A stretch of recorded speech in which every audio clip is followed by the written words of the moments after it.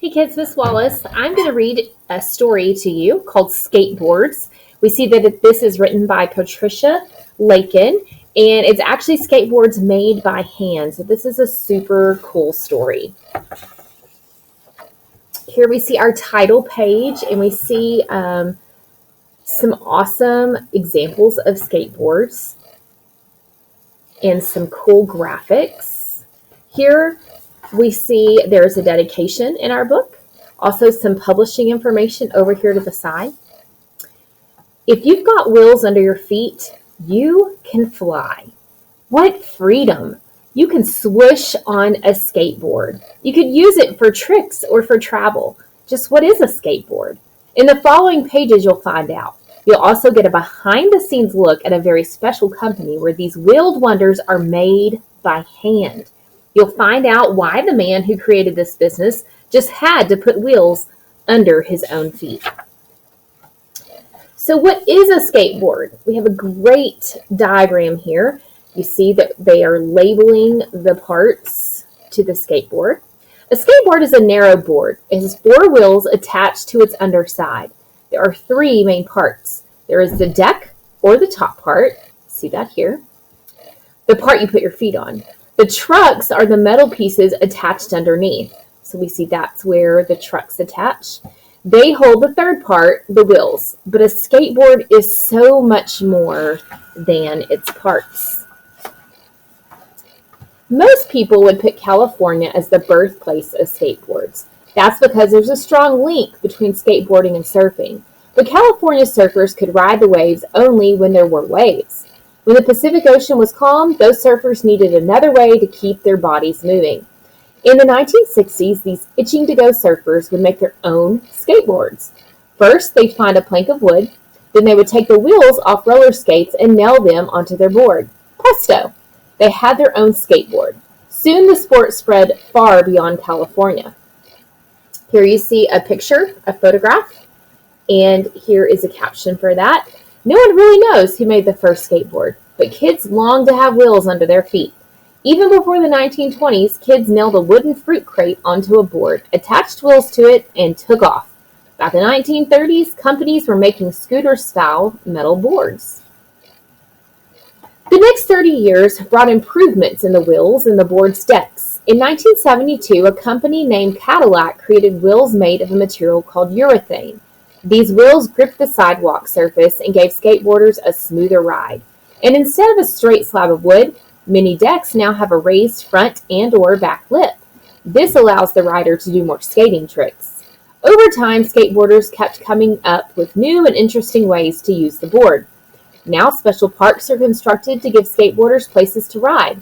Some skateboard designers want to make boards that help skateboarders try new tricks. Other designers want to bring back the beauty found in old-style boards. That's where Jake Eshelman comes in. He started a company called Side Project Skateboards. He purposely makes his boards flat to honor the style of the 60s. Most important for Jake, he can proudly say, "My skateboards are made by me. They are all made by hand." Here's one of those flat skateboards that we see. Meet Jake Eshelman. Whoosh! 8-year-old Jake Eshelman swooped downhill on his snowboard. He loved his winter sport, but couldn't do it often.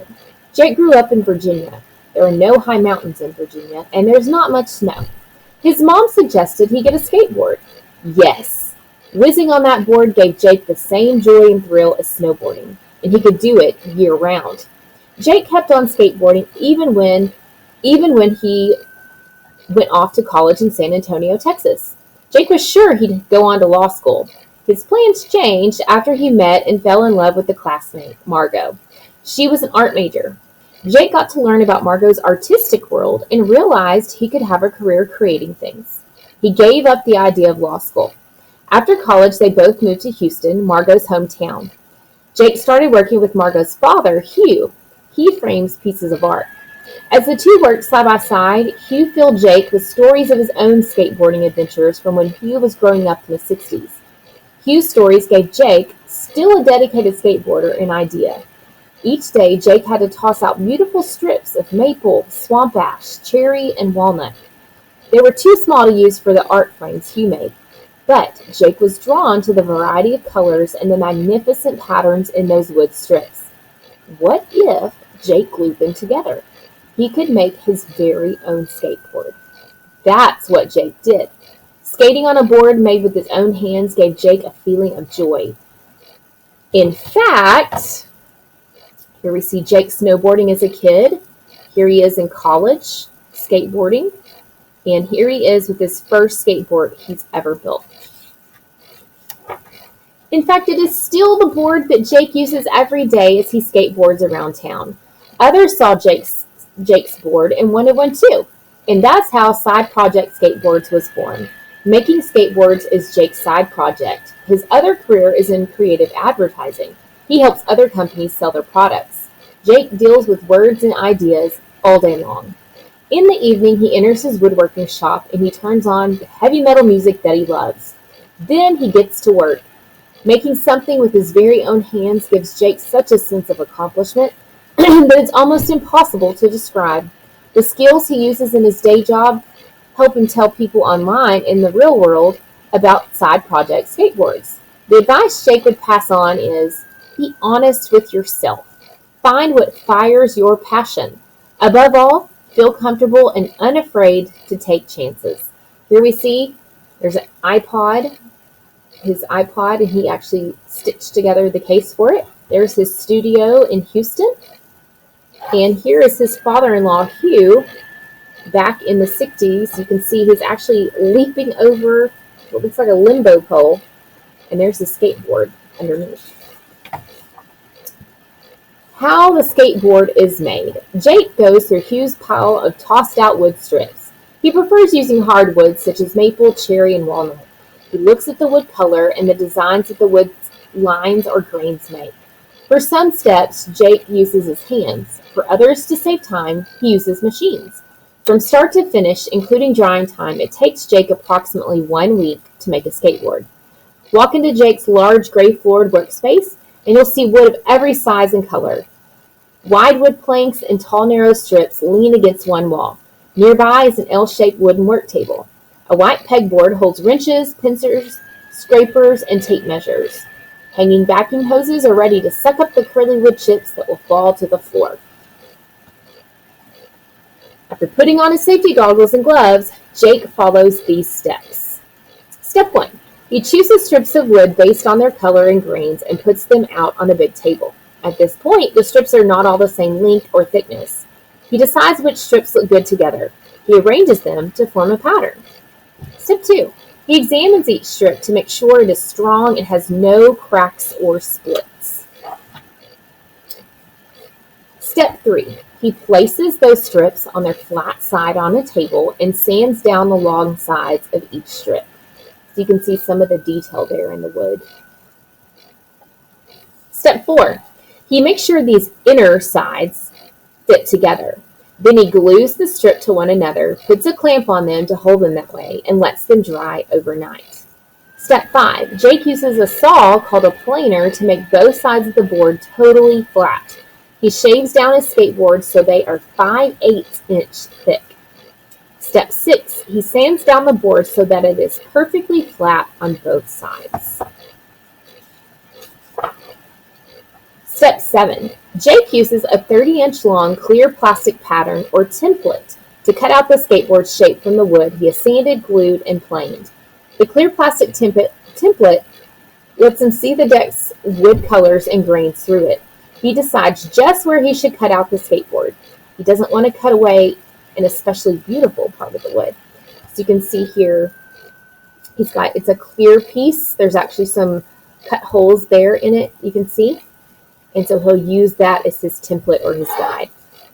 Step 8, he traces around the template with a pencil. With the bandsaw, he cuts out the board along the pencil lines. Step 9, Jake uses a tool called a router to round all the edges on the board. The rounded edges make the board easier to ride and to hold. Step 10, Jake then sands the edges down by hand and makes sure they're perfectly smooth. Look how pretty those are. It's incredible detail. Step 11, he takes another template and puts it on the underside of the board. This helps him mark where the wheel wells will go. The wheel should never hit the underside of the board. The wheel wells allow the rider to tilt the board without it hitting the wheel. Step 12. Then Jake uses a belt sander to make the 4 small rounded grooves or wheel wells in the underside of the wood. Step 13. Oops! When Jake first started making skateboards, his hand slipped when he was doing the 3rd wheel well. He'd accidentally made a swirl, like a fishtail. Jake liked the look. He turned this mistake around. He now makes that swirl mark near the back wheels on all of his skateboards. It's his unofficial signature. Step 14. Next, he makes holes in the underside of the board where the trucks will be attached. Those screws will be flat or flush with the board. Step 15. Jake puts oil on both sides of the board. This oil makes the wood's color and grains really stand out or pop. Step 16. Then Jake puts a waterproof varnish over the entire board and lets it dry. This takes from 3 to 6 days, depending on how damp or dry the weather is. Step 17. Jake takes the board to a laser studio where his company's official logo is cut into the board's varnish on its underside. You see here it says Side Project, and that's his logo. Step 18. Then Jake sprays the top of the deck of his board with very finely crushed glass. This final coating makes it easier for the rider to grip the board with his or her feet and allows the beautiful wood to shine through. Step 19. Finally, Jake cuts out 2 small pieces of leather which he places between the trucks and the wooden underside of the board. The leather absorbs the shock for a smoother ride. He attaches the trucks and the wheels. You can see there he's assembling one of the boards that he's made.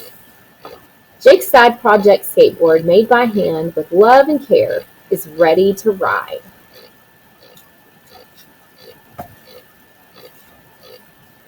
Now it's your turn. Jake is passionate about what he does, making something with his very own hands. He believes that a handmade object is extra special. A real person used his or her own skills and care to make that object. Have you ever been given something that was made by hand? Was it a drawing or made of clay? Was it sewn or knitted? Was it made from wood or pasta or paper mache? Have you ever made something by hand? If you have, do you remember the great feeling of accomplishment you had when you were done? That feeling is especially wonderful if you've made your object as a gift. If you've never made something with your hands, why not give it a try? There is no end to what you can make. The choices are as gigantic as your imagination. Make something brand new, or use objects that are about to be thrown out. Let your creative juices flow. How can you turn a bottle cap or a paper plate or an empty spool of thread into something brand new? Got an idea? Great. You'll be creating something with your own hands and recycling. Recycling? Do you know that skateboards can be recycled? You can get a fixed-up skateboard, or you can pass yours on to someone who would love to put wheels under their own feet. Here we see a skateboarding timeline. It's got some great pictures of some older skateboards and some kids skateboarding. Then we move over here. This looks like a more typical skateboard that we're used to seeing. And they give us some facts here in the timeline.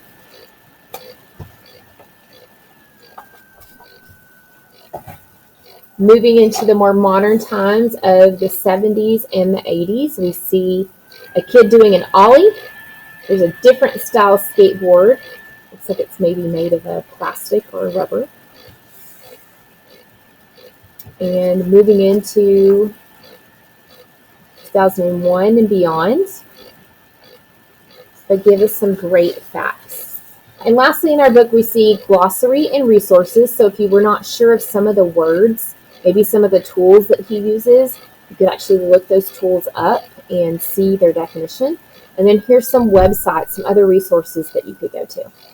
So great book, great story. I hope you enjoyed it.